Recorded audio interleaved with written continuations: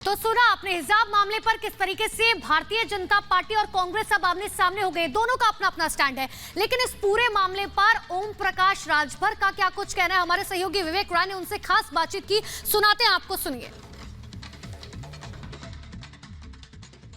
जब चुनाव आता है तो भारतीय जनता पार्टी के लोग धर्म का चश्मा पहनते हैं और नफरत की राजनीति बोलते हैं।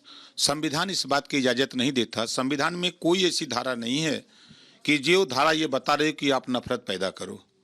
तो ये भारतीय जनता पार्टी के लोग, इनके पास देश में एक समान अनिवार्य फ्री शिक्षा पे ये नहीं बोलते। देश में, प्रदेश में रोजगार कैसे पैदा हो, नौजवानों को रोजगार दें, इस पे नहीं बोलेंगे। जातिवार जनगणना पे नहीं बोलेंगे। ये इनको गरीबों के फ्री इलाज कैसे हो, ये नहीं बोलेंगे। पुरानी पेंशन बहाल हो, इस पे नहीं बोलेंगे। ये हमेशा नफरत की बात, धर्म का चश्मा, नफरत। आप बताइए, देश में जितने भी धर्म हैं, सबको अपने अपने धर्म को मानने का, अपने धर्म के हिसाब से पूजा पाठ करने का अधिकार है। पर सर, स्कूल में से मतलब सवाल तो है ना कि स्कूल में जाकर के क्या धर्म के अनुसार आप कपड़े पहन सकते हैं, साफा बांध के जा सकते हैं, हिजाब पहन के जा सकते हैं? विवाद इस पर है? नहीं, विवाद इसके पहले क्यों नहीं विवाद था? ये चुनाव आया ही तभी विवाद क्यों? ये भारतीय जनता पार्टी के लोग, जब चुनाव आता है तभी ये इस तरह के, जैसे आपने देखा कि जब दिल्ली का चुनाव था तो जवाहरलाल नेहरू यूनिवर्सिटी में शुरू कर दिया विवाद।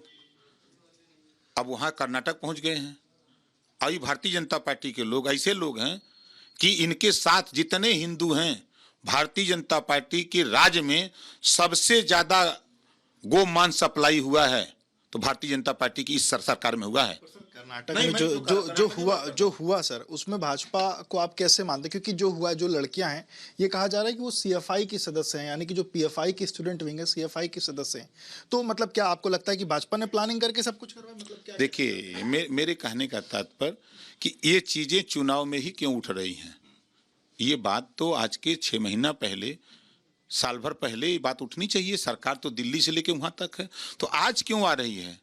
ये चुनाव में ही ये मुद्दे क्यों उठ रहे हैं? इसके पहले क्यों नहीं उठाया इस मुद्दे को? तो ये सिर्फ चुनाव के समय इन मुद्दों को उभार करके, नफरत पैदा करके वोट लेने की साजिश है और कुछ है नहीं इसमें। इसी को लेकर के जमीयत उलेमाए हिंद है, उसने कहा है कि जिस लड़की ने इस तरीके का विरोध किया है वो उसका समर्थन करते हैं, 5 लाख रुपए का इनाम देने की बात कही।